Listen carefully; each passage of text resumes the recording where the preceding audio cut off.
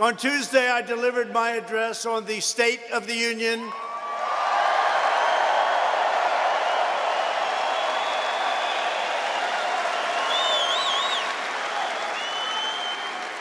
And I had somebody behind me who was mumbling terribly, mumbling, wah, wah, ho, ha. He was mumbling.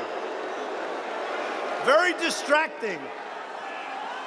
Very distracting.